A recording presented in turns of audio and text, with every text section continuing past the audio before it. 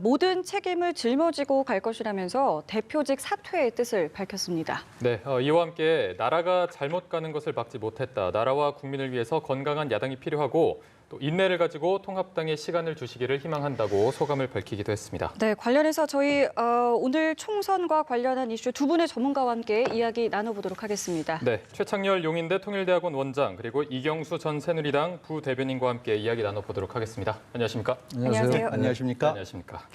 네, 지금 저희가 조금 전에 있었던 모습이었습니다. 황교안 대표의 모습을 봤는데요. 일단 좀 어떻게 들으셨는지부터 들어볼까요? 황 대표가 생각보다 빨리 사퇴를 했네요. 네. 내일 아침쯤 전 발표할 줄 알았는데 일단 황교안 대표가 본인도 적고 그리고 통합당과 이 민주당과의 차이가 심해도 너무 심해요.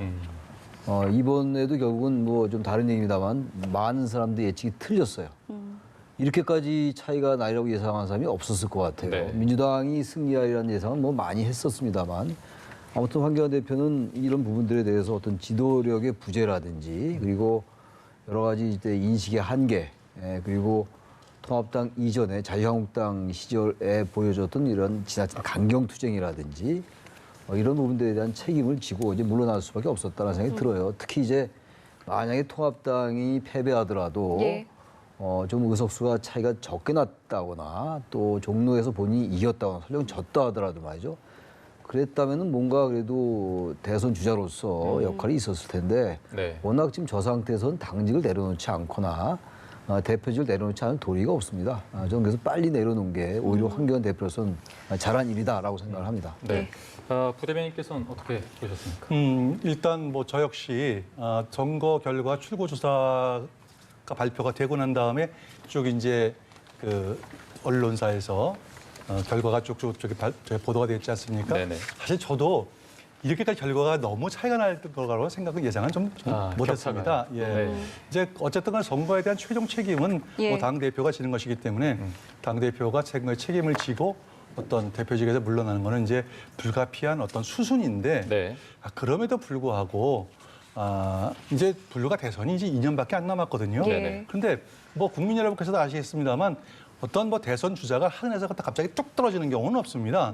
이렇게 고난도 겪고 그 다음에 좀 단련도 받고 해서 이제 성찰하는 과정을 어느 정도 이제 갖게 되면은 황교안 대표가 지금 뭐 비록 그 선거 책임을 지고 물러났지만 어느 정도 다시 한번 어떤 계기가 될지는 모르겠습니다만 계기에 다시 본인의 어떤 역량을 발휘할 수 있는 기회가 과연 좀 오지 않을까 저는 조금 이렇게 기대를 하고 있습니다. 왜냐하면은 이게 이제 대안부재론이라는 게 있어요. 예를 들어 가지고 지금 야권에서 마땅한 황교안 대표를 제외하고 마땅한 지금 대선 후보 주자가 없거든요. 그렇기 때문에 어쩌면은 황교안 대표에게 대안부재라는 그런 차원에서 예.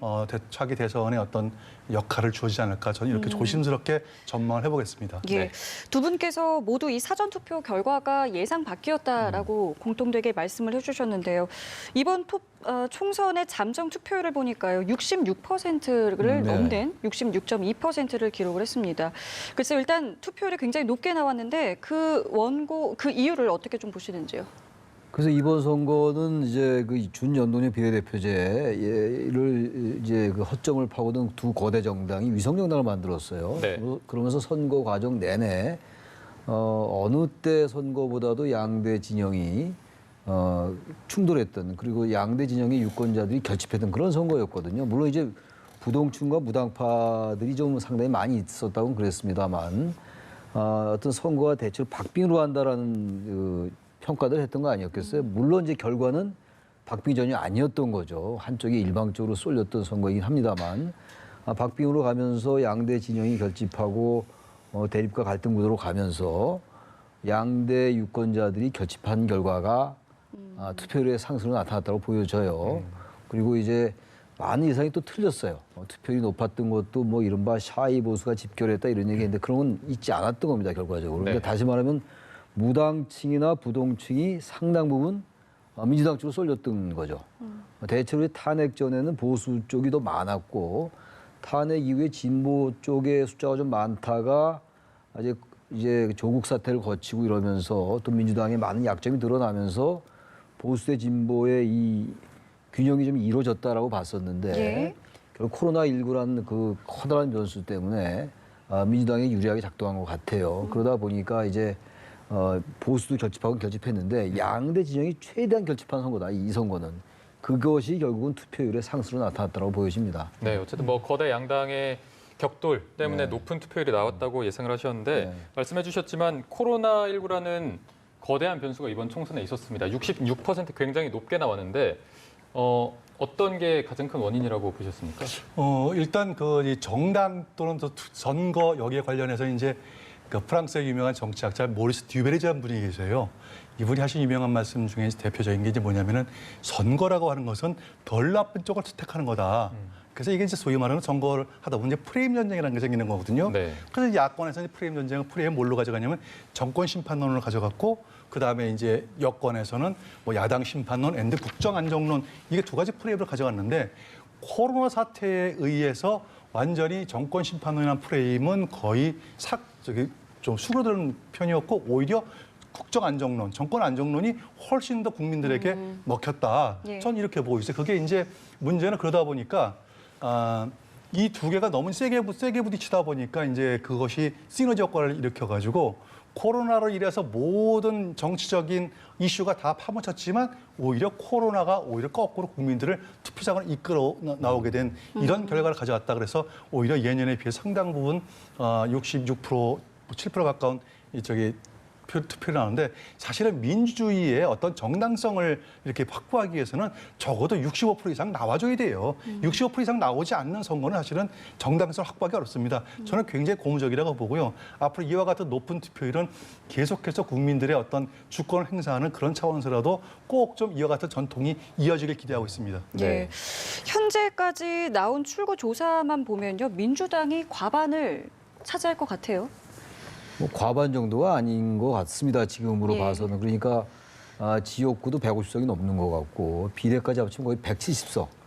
그러니까 제가 기억하기로 1990년도 1월 달에 그 당시 민주정의당하고 통일민주당 그리고 신민주공화당의 이른바 3당 합당으로 탄생한 거대 여당이 있었어요. 민주자유당, 민자당. 네. 그 정도에 거의 200석을 좀 넘었던 걸로 기억하는데 그때야 뭐 이제 완전하게 3당이 통합을 했던 것이니까 예.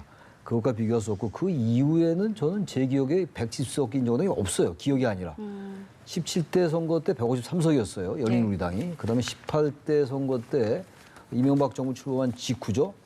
그때가 이제 153석이었고 그다음에 19대 총선 때 박근혜 대표 시절에 152석이었고 그게 이제 여소야대가 아닌 이제 여당이 또 과반을 획득한 그런 선거였는데 이번에 글쎄요, 제 일당이 이제 과반을 획득할 가능성이 많다라는 전망들을 많이 했었어요. 저는 뭐 그렇게 전망을 했는데 170석까지 이렇게 되리라고 생각을 못했습니다. 아직 뭐 네. 최종 개표가 완벽하게 이루어지지 않았기 때문에 예, 예. 아직 뭐 장담할 수 없습니다만 거의 뭐 그 숫자는 거의 변함이 없을 것 같고 그러니까 이 선거의 의미는 뭐냐? 우리가 항상 얘기하는 게 뭡니까?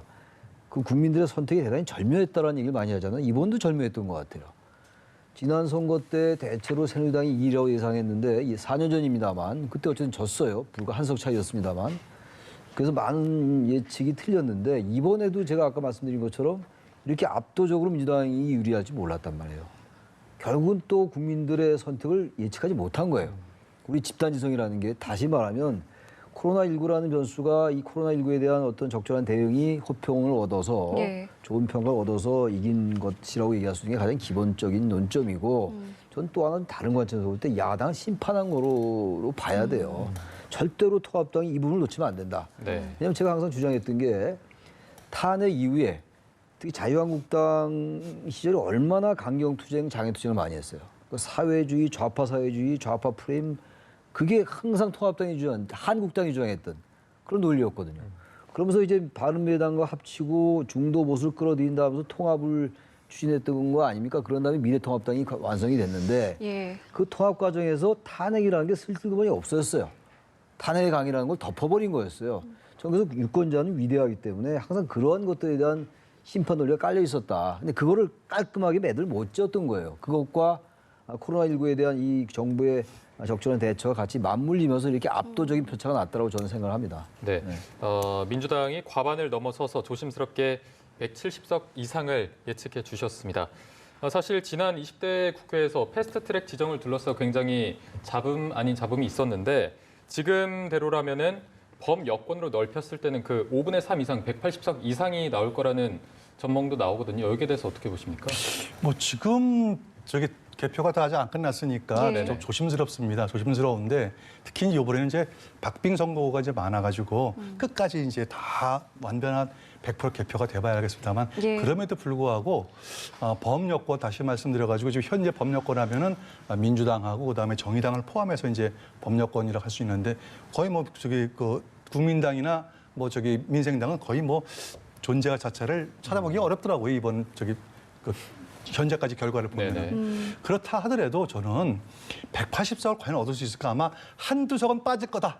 저는 이렇게 보고 있으니까 170석은 분명히 넘을 것 같은데 네. 180석 그래서 이제 모든 것이 다 그 소위 말하는 국회 선진화법을 완전히 무력화시킬 수 있는 그 정도의 의석수를 가져가기는 어려울 거다. 이게 국민의 또 절묘한 선택이 될 수 있는데 네.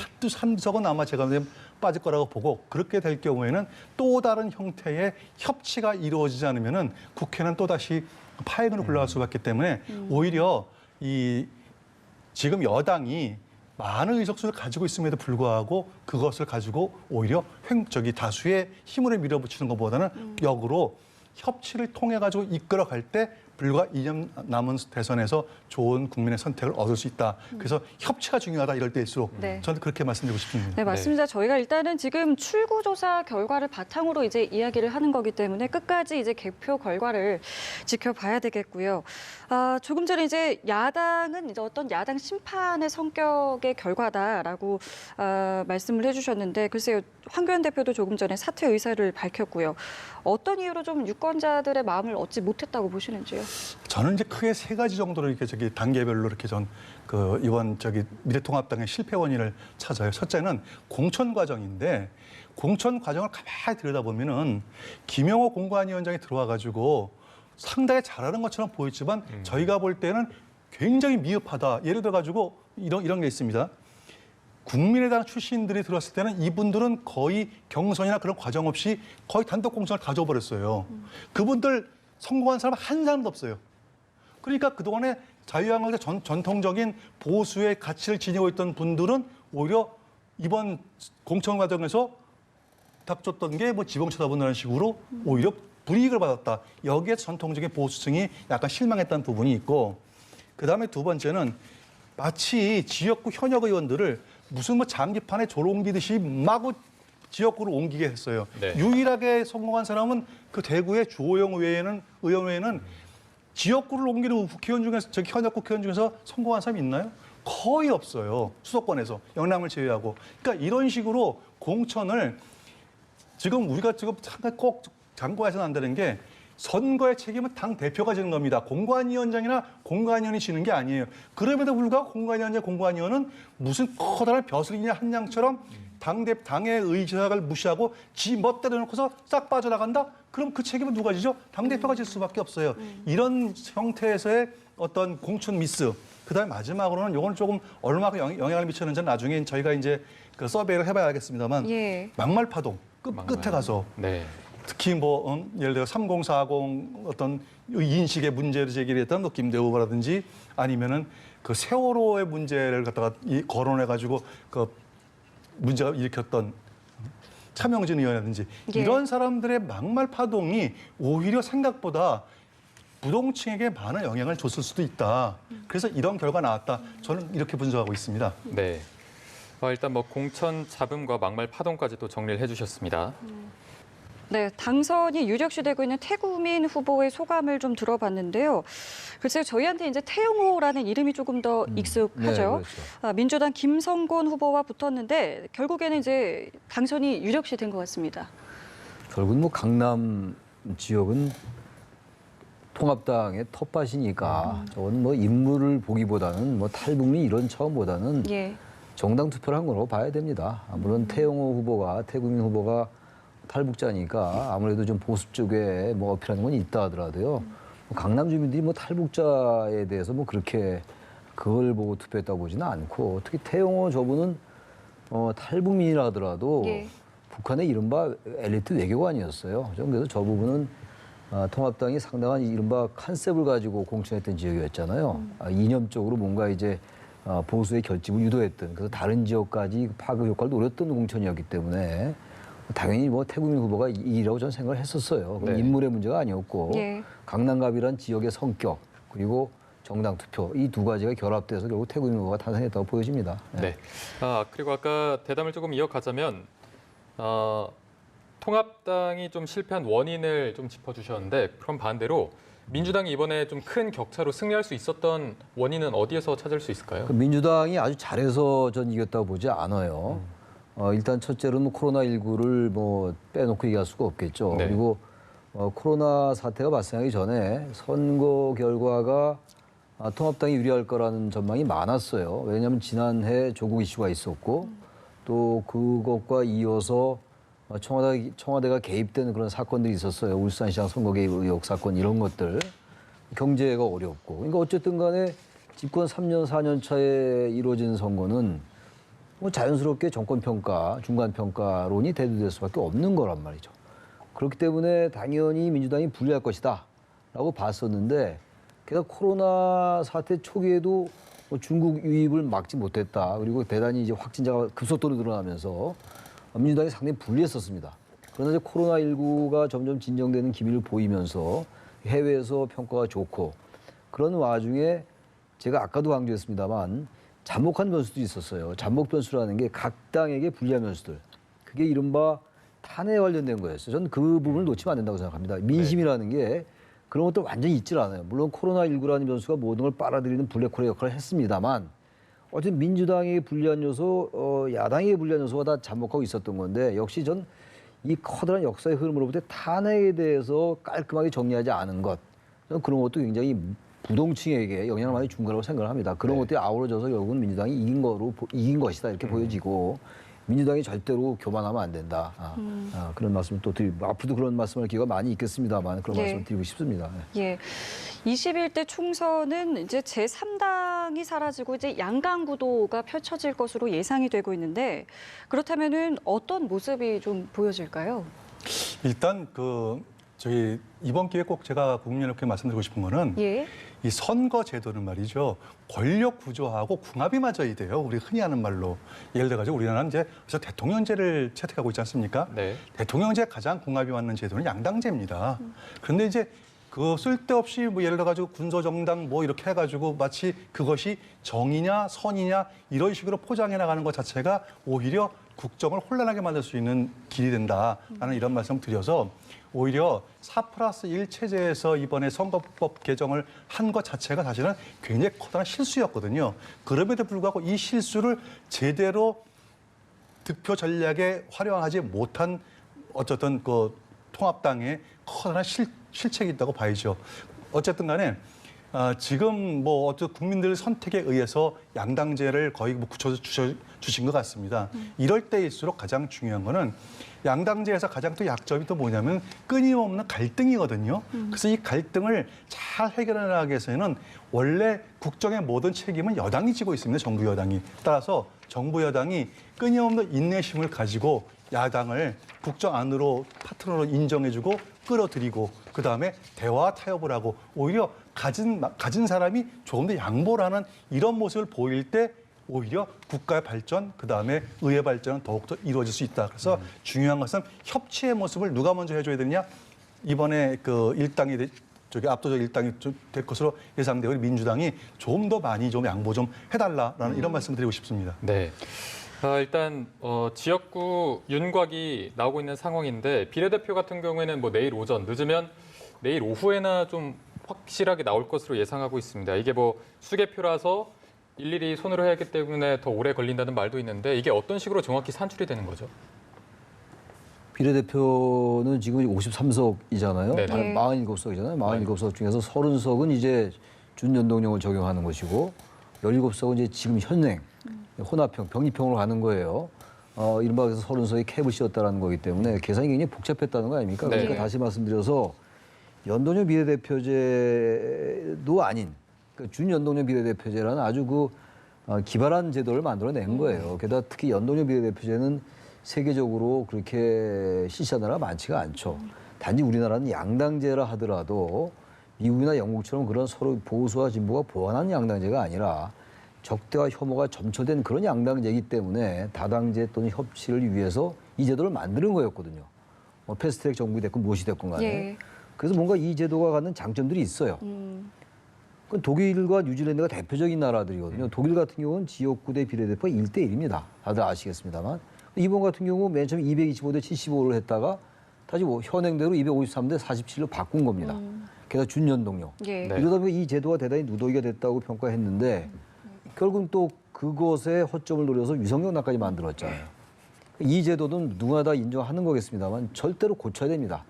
이 선거 승패에 관계없이 예. 과연 이 제도가 도대체 과소대표되는 계층을 어떻게 제대로 대표할 수 있게 만드냐 전혀 그렇지 않단 말이에요. 양당제나 다당제나 다 장점이 있는 건데 우리나라는 뭔가 양당제가 이대로는 안 된다라는 그 공감이 있어요. 사회적 합의 같은 게 있단 말이죠. 근데 문제는 다당제를 하다 실패한 거예요. 완전하게 실패한 거 아닙니까 지금. 네. 아까 말씀하신 뭐 정의당, 민생당, 국민의당 거의 존재가 없게 돼버렸어요. 사실상. 예. 그래도 지난 선거 때는 국민의당이 있었고 바른미래당이 있었어요. 뭔가 그 역할을 했단 말이에요. 이른바 캐스트 모트라고 그래가지고. 예. 지금은 완벽하게 사라졌어요. 네. 사라진 거나 다름없잖아요. 네. 그러니까 이제 진짜 여야가 우선 물론 국회의원 됐으니까 또 이제 4년 후다라고 생각하면 안 되고 또 이제 2년밖에 안 남았잖아요. 대선이. 이제 제가 볼 때는 걱정되는 게 180대 120이 됐건 170대 110이 됐건 네. 얼마나 또 여야가 치열하게 대립 갈등을 하겠어요. 선거제도를 관 고칠 수 있겠냐 네. 이런 얘기예요. 그게 참 우려스럽습니다. 앞으로 두고 봐야지 알겠습니다만 예. 이 제도는 분명히 고쳐야 된다는 말씀 다시 한번 드리고 싶어요. 지금 원장님께서도 말씀을 해주셨지만 이 제도의 취지에 대해서 굉장히 좀 말이 많습니다. 좀 어떻게 보고 계시는지요? 그러니까 이제 그 원장님께서 뭐 분석해 주셨듯이 네. 취지 자체는 어떻게 보면 굉장히 이상적인 아이디어예요. 그게 좋다고 볼 수 있습니다. 그럼에도 불구하고 이게 안 맞는 게 첫째 도입할 때의 그 동기 자체가 불순했다. 예를 들어 가지고 누가 봐도 그 공수처를 도입하기 위해서 어쩌면은 주고받고 나머지 다시 말해서 민생당이라든지 바른미래당이나 정의당하고 선거법을 가지고 주고받은 거거든요. 쉽게 얘기해서. 그러면은 예를 들어 가지고 저는 좀 극단적인 표현을 하면은 이거야말로 입법 거래다. 사법 거래하고 입법 거래하고 뭐가 다른가요? 이거 완전 입법 거래였어요. 그렇기 때문에 자유한국당은 그 당시 자유한국당에서 굉장히 반발했지 않습니까? 만약에 이 제도를 도입하게 되면은 우리는 비례정당 만들겠다고 공언을 했어요, 아예. 그랬더니 여당에서 뭐랬냐면 너희 못 만든다. 그리고 너희를 만들어도 우리 안 만든다 그러다가 나중에 보니까 이거 안 되거든요. 또 만들어 버렸으니까 스스로 만들어 놓고서 이걸 역으로 부정해버리는 존재 자체를 부정해버리는 이런 형태가 나오기 때문에 이 제도는 반드시 개선돼야 된다. 다만 이 제도를 제가 볼 때는 빨리 개선하는 게 맞습니다. 괜히 나중에 가면은 또 다시 말썽이 생겨가지고 이게 하느니 마느니 이런 생기거든요. 예. 21대 국회가 출범하자마자 제일 먼저 1번 바로 이 말썽 많고 이 탈도 많은 네. 그리고 국민들은 그 의석수를 계산하는 방법을 알 필요도 없다고 하는 이런 희한한 제도 이거부터 없애는 것이 네. 21대 국회 첫 번째 과제다 이렇게 말씀드리겠습니다. 네. 네. 강원 지역의 최대 격전지 가운데 한 곳으로 꼽혔던 원주갑 선거구에서 초박빙의 승부 끝에 더불어민주당 이광재 후보의 승리가 확실시됐다는 소식이 들어왔는데요. 네, 아직 개표가 다 끝난 건 아니지만 사실상 당선에 가까워지면서 이광재 후보가 선거사무소에서 당선 소감을 발표했습니다. 9년 만에 정치계에 돌아오게 된 이 후보의 소감을 직접 들어보시죠. 지난 10년이 참 저한테 긴 시간이었는데 우리가 그 한문으로 줄탁동시라고 그러니까 새가 알아서 깨어나려면 저도 노력해야 되지만 밖에서 어미가 쪼여져야 되는데 그 원주시의 각 시민들이 저희 어머니가 돼서 저의 힘들고 어려웠던 시간들을 바깥에 쪼아져서 함께 만나 제가 이 세상에 10년 만에 다시 돌아오게 됐습니다. 각별히 감사드립니다.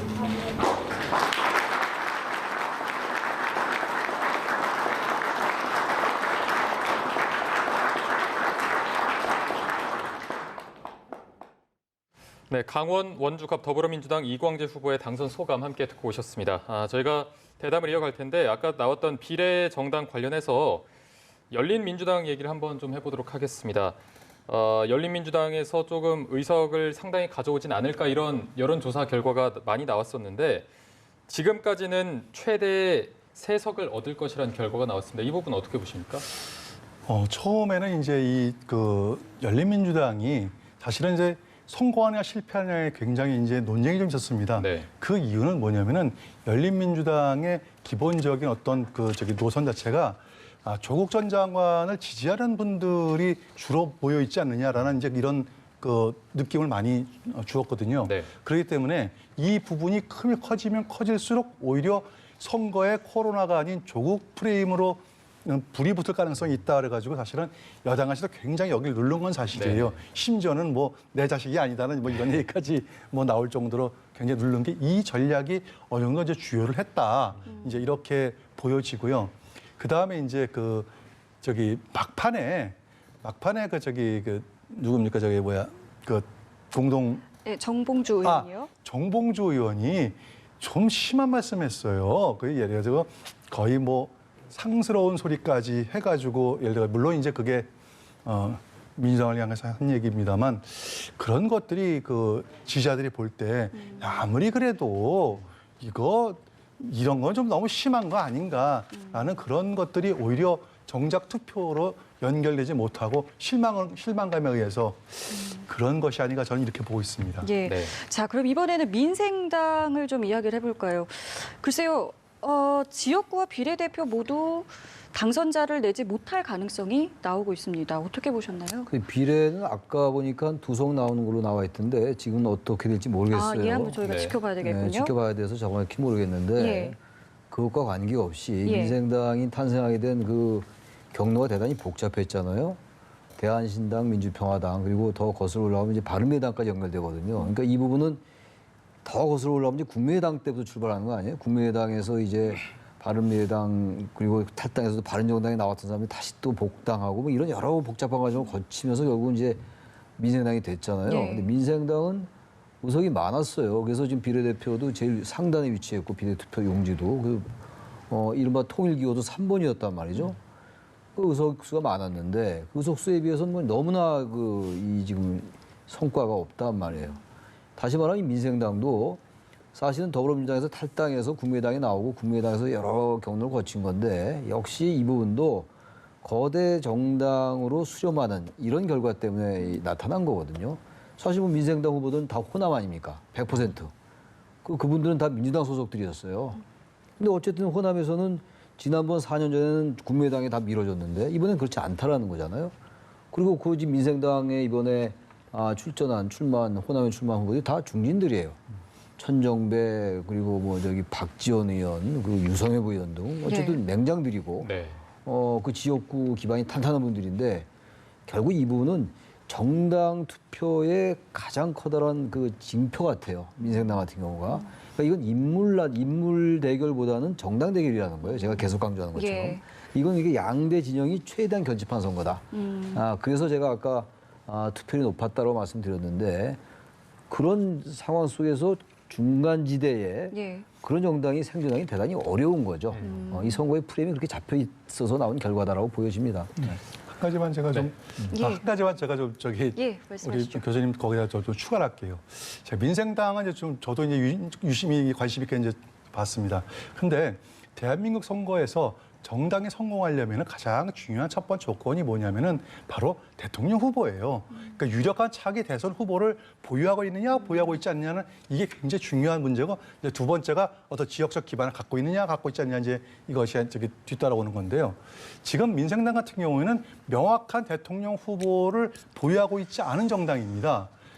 인물은 굉장히 화려하고 뭐 몇 선 하시는 분들이 많은데 정작 호남을 대표할 만한 그러면 대선 주자가 누가 있느냐? 없으면서 오히려 거꾸로 이번 선거 과정 중에서 어떻게 캠페인을 했냐면은 우리가 당선돼야 호남 출신인 이낙연 후보가 차기 대권에 갈 수 있다라고 하는 이런 기대기 전략, 뭐 이런 식으로 저기 바둑으로 말하면 기대기 전략인데 그런 식으로 캠페인을 했단 말이죠. 예. 그러니까 호남 주민들이 보실 때 야 이거는 좀 아니지 않느냐. 어떻게 보면 호남 사람들은 굉장히 민주화에 대한 열망도 있고 정치의식이 굉장히 높으신 분들로 스스로 이제 자타가 공인하시는 분들이거든요. 근데 그런 분들이 보실 때 민생당은 오히려 기생정당, 기대기 정당 이런 식으로 저기 비춰지기 때문에 표 차이를 보세요. 거의 뭐 5대1, 6대1 정도로 엄청나게 표 차이가 많이 나는 이유가 예. 아마 호남 주민들의 어떤 그런 기대감을 완전히 무너뜨리지 않았을까. 지난번 4년 전에는 그래도 안철수라고 하는 어떤 저기 후보가 있었기 때문에 한번 기대를 해봤는데 이번에 보니까 완전히 민생당은 오히려 기생당 정당이더라라고 하는 인식이 굉장히 저기 갖춰지지 않았을까. 전 이런 쪽도 한번 보고 싶습니다. 네. 예, 알겠습니다. 문재인 정부 초대 국민소통 수석이었습니다. 하지만 상대가 통합당의 신상진 후보였는데 5선에 도전하는 인물이었거든요. 어떻게 좀 보셨습니까? 그 대체로 중진들이 이번에 상당히 실적이 안 좋아요. 그러니까 어쨌든 간에 유권자들은 뭐 100% 그렇지는 않는데 예. 3선, 4선 된 사람들이 도전하면 이제 일단 그 참신성이 떨어진다는 거예요. 바꾸고자 하는 욕망이 대단히 강하고 인물 자체가 대단히 뭐 문제가 있어서가 아니라 이것도 역시 정당이에요. 그러니까 수도권에서 완전히 민주당 바람이 불었거든요. 보통 우리가 얘기할 때 선거라는 게 인물, 정책, 정당 이런 것들 아니겠어요? 근데 그것보다 더 큰 위력을 발휘하는 게 바람, 구도 뭐 이런 거거든요. 프레임 전쟁이라는 말 많이 쓰잖아요. 네네. 일단 한번 이렇게 경기도 지난 선거 때 4년 전에 122석 중에서 82석을 민주당이 얻었단 말이에요. 근데 이번엔 더 그 이제 점유한 비율이 높은 거예요. 그러다 보니까 특별한 하자가 없는 민주당 후보는 그리고 완전하게 저쪽에 통합당의 텃밭이 아닌 지역에서는 예. 되게 승리를 하는 거예요.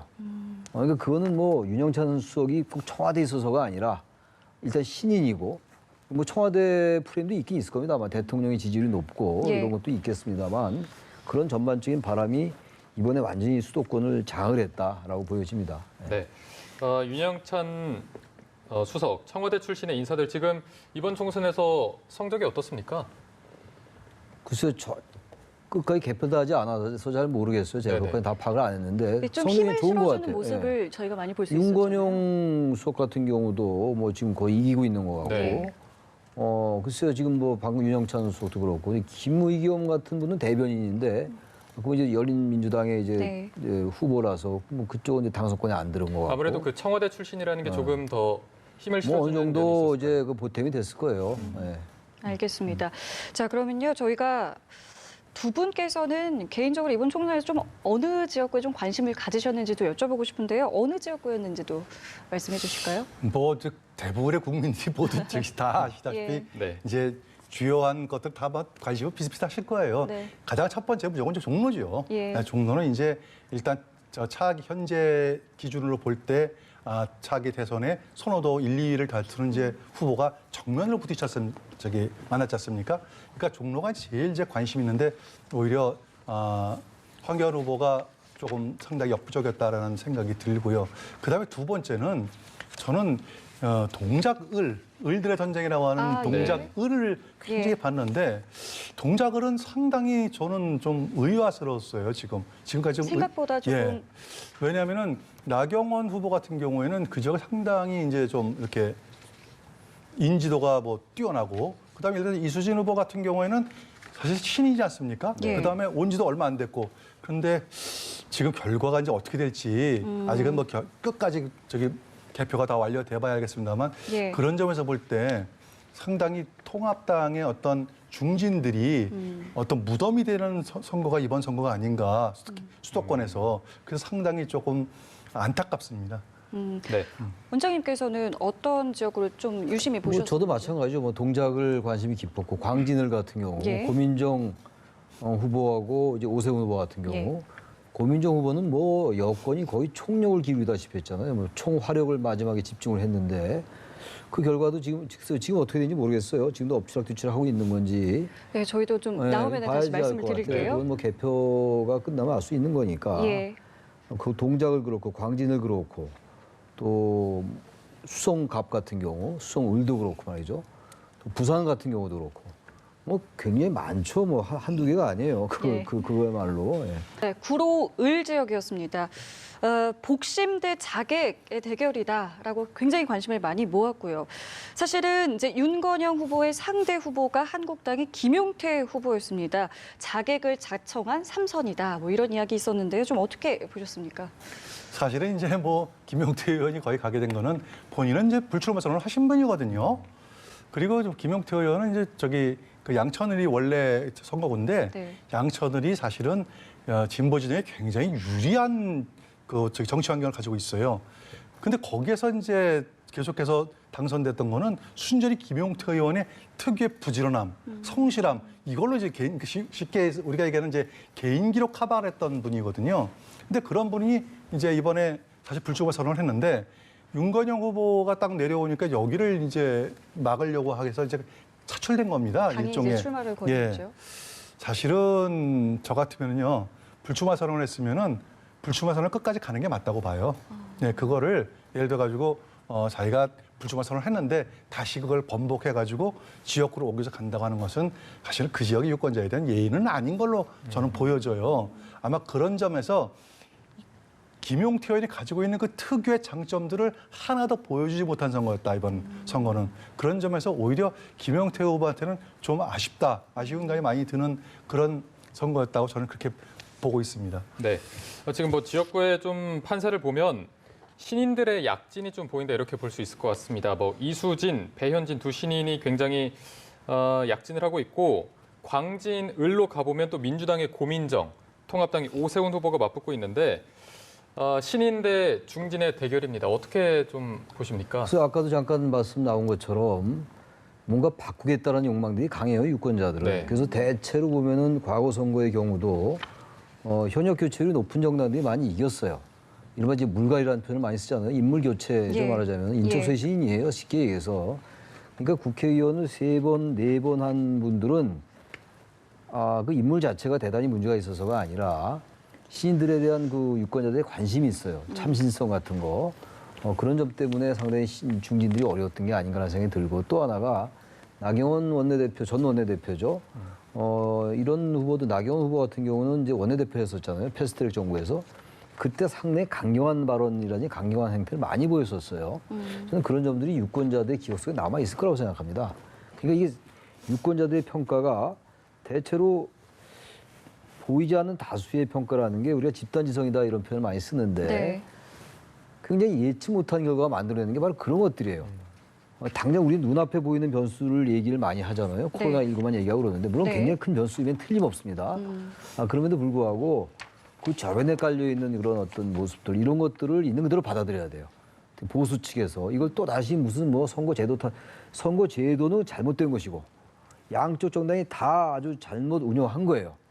근데 이걸 지나치게 지고 나서 또 다시 이걸 선거 타서 돌리고 맨 처음에 애당초 우리는 그 비례정당을 얘기했는데 당신들은 더 나쁘다 이렇게 해서는 안 되는 거예요. 이건 국민의 판단이에요. 있는 그대로 받아들여야 되는 것이고 예. 무엇이 잘못되는가를 성찰하고 반추해야 되는 것이지 바로 그런 것들이 신진대 중진에서 특히 통합당 중진들이 어려웠던 게 바로 그런 점이 아닌가라는 생각이 들어요. 예. 자, 그리고 또 하나 저희가 좀 앞서 뭐 간단하게 좀 짚어봤습니다만 조금 전에 이제 연결했던 윤건영 후보도 그렇고 윤영찬 후보도 그렇고 이제 청와대에서 나온 인물들이 속속 이제 좀 당선이 유력화되고 있다라는 소식들이 들려옵니다. 좀 그 원인을 어떻게 보시는지요? 일단 기본적으로 우리 국민들은 청와대에서 적어도 수석비서관 이상 근무한 분들에 대해서는 어떤 그분의 능력에 대해서 신뢰감을 갖습니다. 기본적으로 청와대에서 적어도 대통령을 지금 거리에 수석으로 모시면서 예. 국정을 상당 부분 들여다 많이 봤을 것이다라고 하는 것에 대한 어떤 신뢰감이 있기 때문에 청와대 출신들에 대해서 기본적으로 프리미엄이 있죠. 특히 또 공천 과정 중에서 상당히 프리미엄이 있습니다. 네. 심지어는 이제 한병도 의원이 아니라 한병도 수석 같은 경우에는 지금 이제 추사 중이거든요. 그럼에도 불구하고 뭐 거의 당선이 뭐 유력한 걸로 아까 보니까 나오던데 네. 이렇듯이 상당히 대통령과 같이 청와대에서 근무했던 것은 사실은 다른 후보들이 갖고 있지 않을 정도의 커다란 프리미엄을 갖고 있다. 저는 이렇게 보고 있습니다. 그래서 사실 선거 과정에서 굉장히 유리하다. 예. 네, 청와대 출신 이야기가 나왔으니까 관악을로도 한번 가보겠습니다. 민주당 정태호 후보와 통합당 오신환 후보가 맞붙었는데 민주당 정태호 후보가 문재인 정부 전 일자리 수석, 지금 보니까 당선이 확실시 되고 있습니다. 여기에도 어떤 프리미엄이 붙었다 이렇게 볼 수가 있을까요? 뭐 청와대 프리미엄도 있을 거고 그것도 역시 수도권이에요. 네. 서울하고 경기는 웬만하면은 민주당이 이기는 겁니다. 그러니까 저는 좀 보다 솔직하게 얘기하면은 예. 민주당 통합당은 그냥 수도권에 완전 폭망한 거예요. 뭐 그렇게밖에 표현할 수가 없어. 이렇게까지 예측을 했습니까? 이렇게 완벽하게. 그러니까 지난번 선거 때 82대 35였는데 수도권에서 네. 2016년도 20대 총선 때 그래도 어쨌든 민주당이 더 많이 얻어봐야 한 5석, 6석 정도. 근데 이렇게까지 많이 얻을 줄 정말 몰랐죠. 그건 뭐 그렇기 때문에 어느 정도의 탁월한 후보가 아닌다면은 이번에는 감당이 어려웠을 거다. 통합당 후보는 뭐 그렇게 생각이 됩니다. 예. 수도권의 표심. 자, 그러면 이번에는 부산, 경남의 표심을 좀 들어보고 싶은데요. 미래통합당이 일단은 좀 석권을 한 모습을 보이고 있고 일단 후보자들의 당선 소식도 이제 조금씩 들려오는 것 같은데요. 부산, 경남의 민심은 좀 어떻게 보셨습니까? 사실 어떻게 보면 이제 부산, 경남이 이번에 선거 관심 지역 중에서는 아주 중요한 관심이죠. 이래가지고 낙동강 벨트라고 해가지고 지난번에 이제 그 민주당 출신 중에 상당수 한 6분인가 이렇게 당선됐지 않습니까? 근데 특히 이제 그 부산 벨트 중에서 네. 예를 들어가지고 서병수 후보하고 김영춘 후보가 예. 경합한 지역. 네. 그 다음에 박재호 후보하고 그 다음에 뭐 보수의 여전사라고 그런 그래서 경합 지역 이런 경합 지역들에서 생각보다는 어떻게 보면은 조금 통합당 후보들이 다소나마 아직은 뭐 잘 모릅니다. 예. 끝까지 가봐야겠다. 다소나마 유리하다라고 나오는 것은 어떻게 보면은 이번 PK 쪽에 어떤 대통령께서 이쪽 출신인데 우리 쪽에 잘 좀 메리트가 없다. 뭐 이런 좀 실망감이 있는 것 같고 그다음에 선거 막판에 이해찬 대표가 부산 가가지고 부산 올 때마다 이렇게 초라하냐라고 하는 것이 아마 부산 민심에 예. 상당한 영향을 미쳤다 해서 우리가 선거를 이렇게 쭉 치르다 보면은요 이 막판에 가면 갈수록 이슈가 만약에 크게 없는 선거에서는 가장 중요한 표심에 움직이는 게 뭐냐면은 바로 이 말실수거든요. 예. 근데 그 말실수가 조금 작용하지 않았을까 저는 이렇게 보고 있습니다. 예, 막말이 이제 민주당의 마음을 얻지 못한 이유 중에 하나였다라고 하는데, 자, 그럼 저희가 이번에는요 PK 지역의 서병수 후보의 관련된 이야기는 잠시 뒤에 좀 나눠보도록 하겠고요. 조금 전에 이제 민주당의 바람이 불지 못한 이유 중에 하나를 이제 막말이라고 짚어주셨는데 원장님께서는 좀 어떻게 보셨나요? 지난 선거 때와 비교할 수밖에 없죠. 지난 선거 때 부울경 이제 PK 지역이죠. 8석 얻었어요 민주당이. 그리고 대구 이제 김부겸 후보가 당선해서 9석이었어요. 영남 PK, TK 합해서 9석이었는데 지금 보니까 아직은 정확히 모르겠는데 대구는 뭐 김부겸 후보 지는 것 같고. 예. 부산에서 한 3군데 정도 그리고 경남에서 한 3군데 정도가 이기고 있는 게 아닌가. 뭐 개표가 완료가 안 돼서 정확히 모르겠는데 예.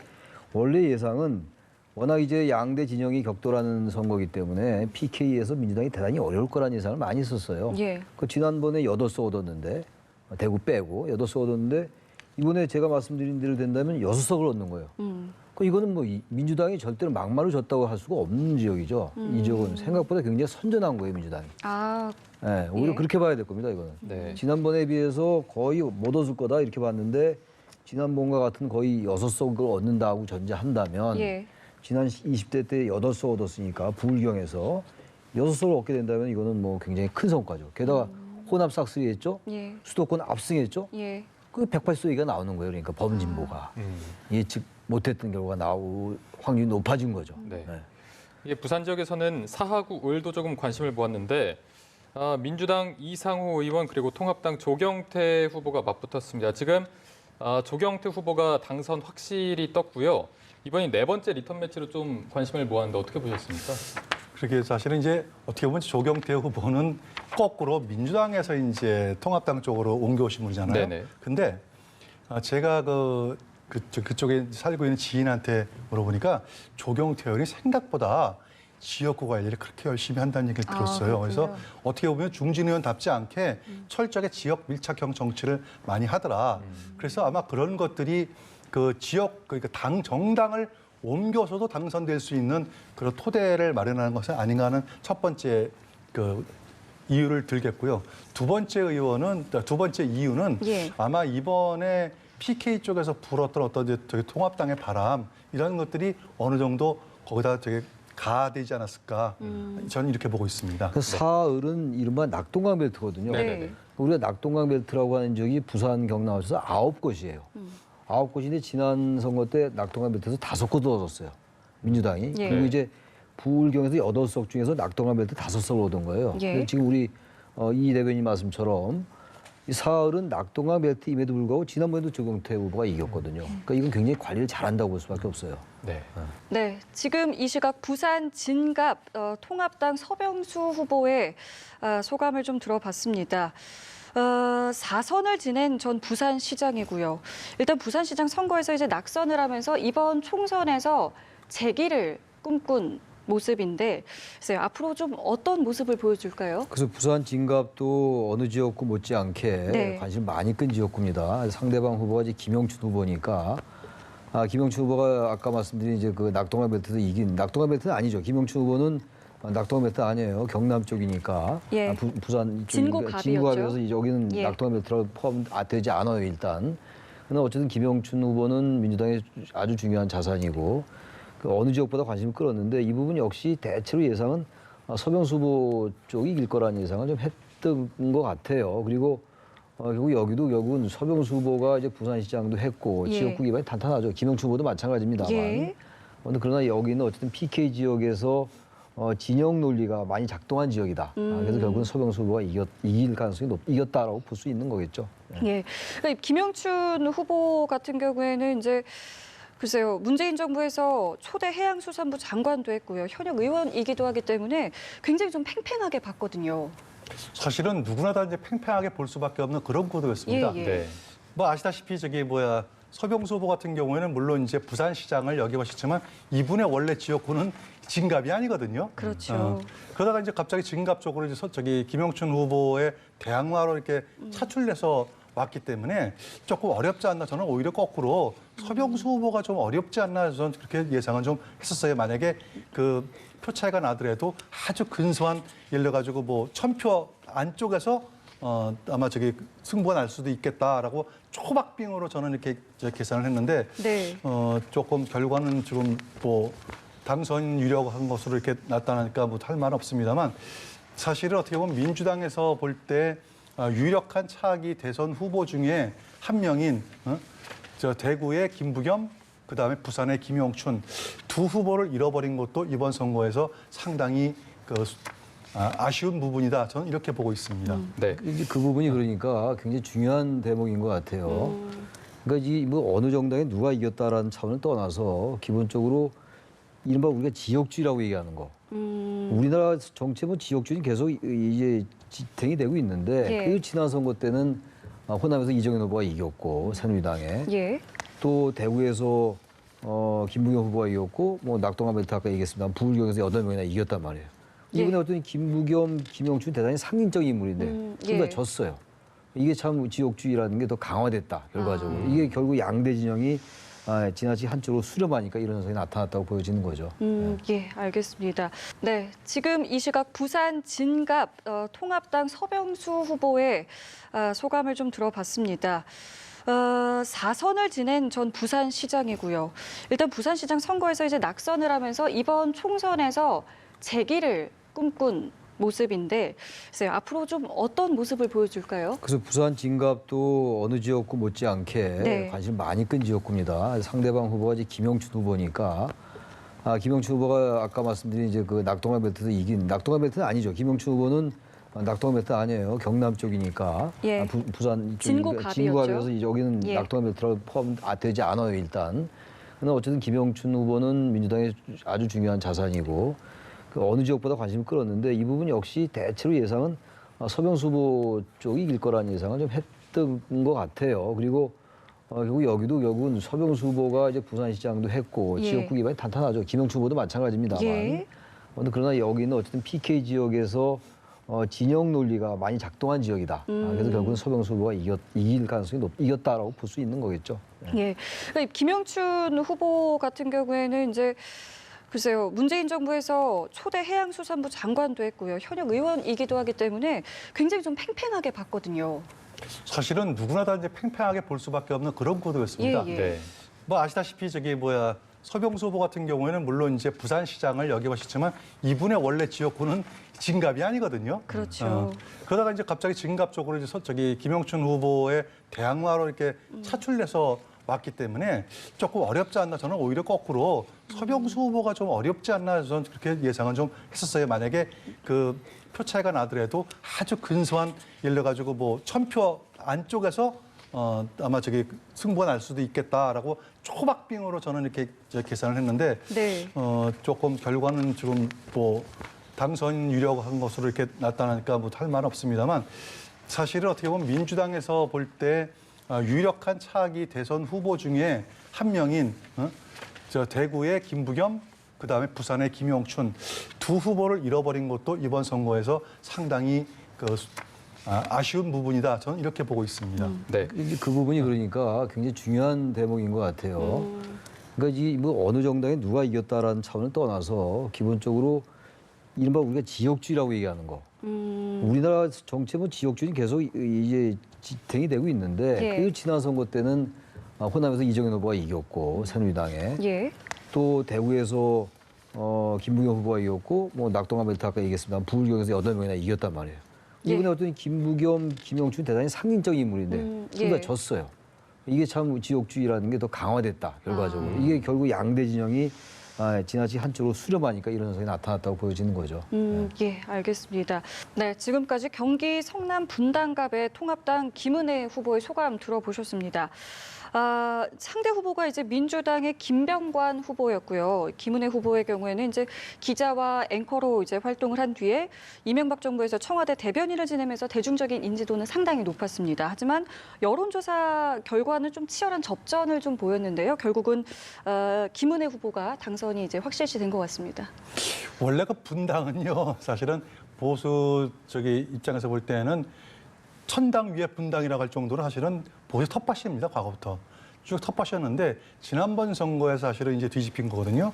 더군다나 이제 김병관 그 후보는 그 소위 말하는 판교 신화의 대표적인 그 예. 게임 회사 대표지 않습니까? 네네. 이제 그러다 보니까 어떻게 보면 이제 전문성을 가지고 이제 국회에 진출을 했는데 사실은 생각보다 지역 주민들하고 지역 밀착형은 좀 아니지 않나라는 생각이 들어요. 예를 들어가지고 본인의 이제 회사도 있고 그 다음에 어떤 IT 관련해 가지고 상당히 많은 이제 그 법률적인 어떤 제한은 좀 있었을지 모르겠지만 좀 지역 밀착형인 좀 아니었던 거 아닌가라는 그런 생각이 드는데 거기에 반해서 이제 김은혜 후보 같은 경우는 사실은 이제 아까 앵커께서 말씀 주셨듯이 상당히 이제 주민들한테 그 앵커로서 그다음에 방송 진행인 이렇게 하면서 예. 상당히 이제 주민들하고 이제 익숙해져 있거든요.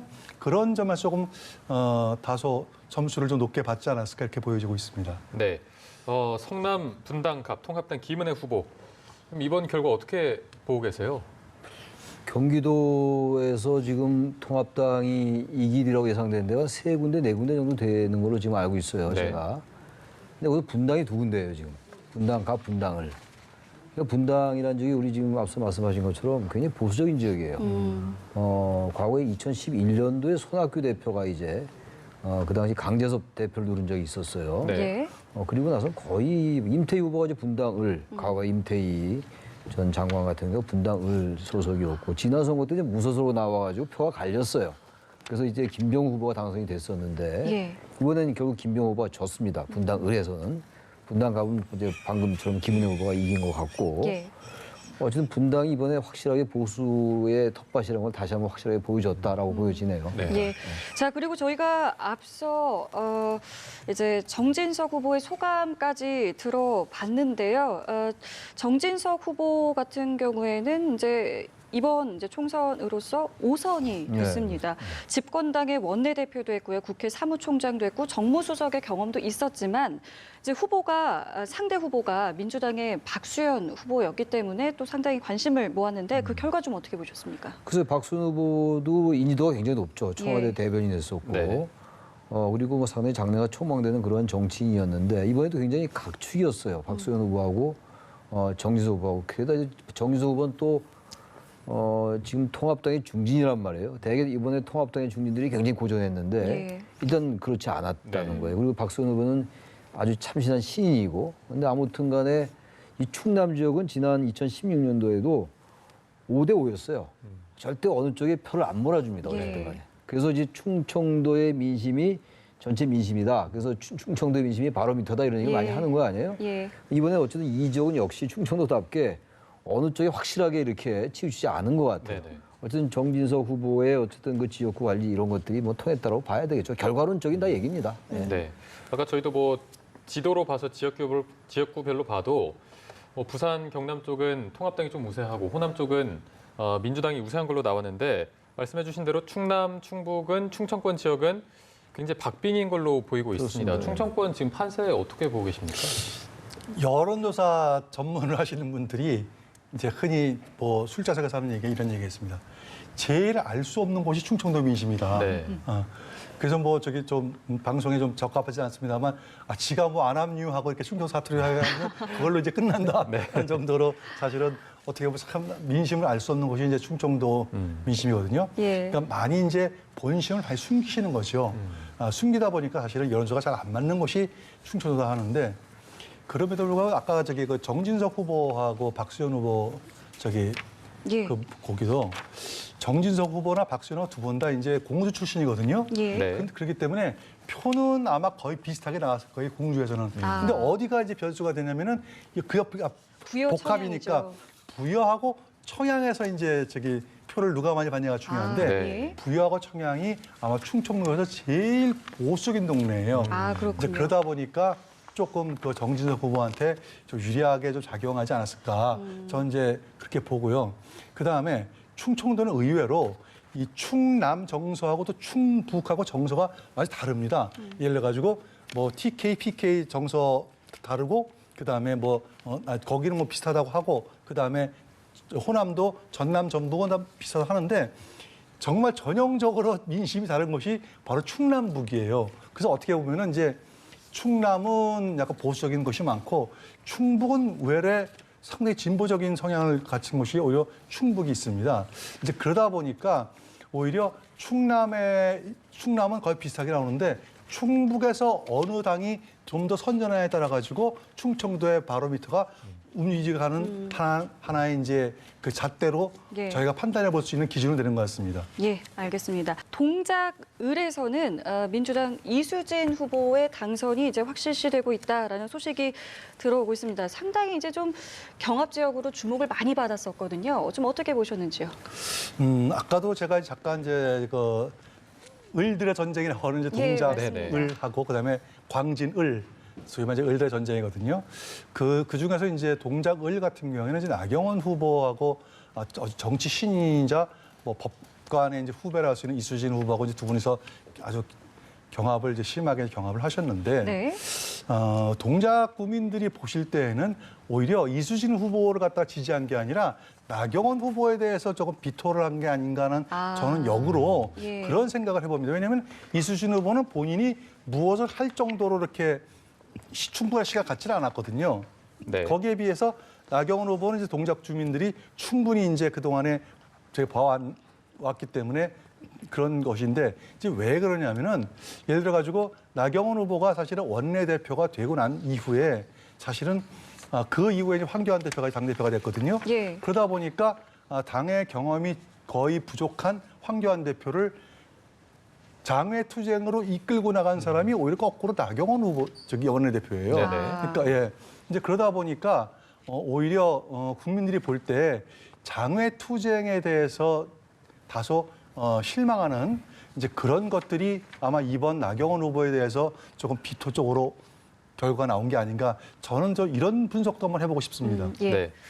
그러면은 그 후보 나경원 후보에 대한 비토가 작용한 게 어떻게 보면 나경원 후보가 좀 많이 노출된 탓도 있다 그렇게 볼 수 있는 건가요? 그렇죠. 앵커께서 말씀하신 대로 나경원 후보는 너무나 이제 많이 이렇게 알려져 있어요.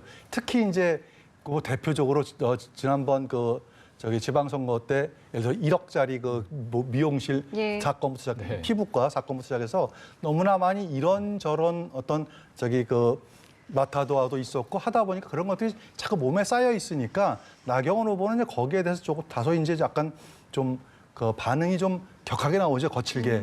이제 그런 것들이 은연중에 이제 나오다 보니까 예. 다소 동작구 주민들한테 그거 플러스 그다음에 지난번 전국에서 어떤 강경 투쟁을 이끌은 원내대표로서 어떤 예. 책임 이런 것들이 복합적으로 아마 표출된 것이 아닌가 저는 이렇게 보고 있습니다. 예, 네. 알겠습니다. 네, 오늘 선거 상황 전체적으로 이경수 전 새누리당 부대변인과 함께했습니다. 늦은 시간 너무 고맙습니다. 네, 네, 감사합니다. 고맙습니다. 네, 총선 4.15는 다음 시간에도 계속됩니다. 네, 계속해서 많은 시청 바랍니다. 고맙습니다.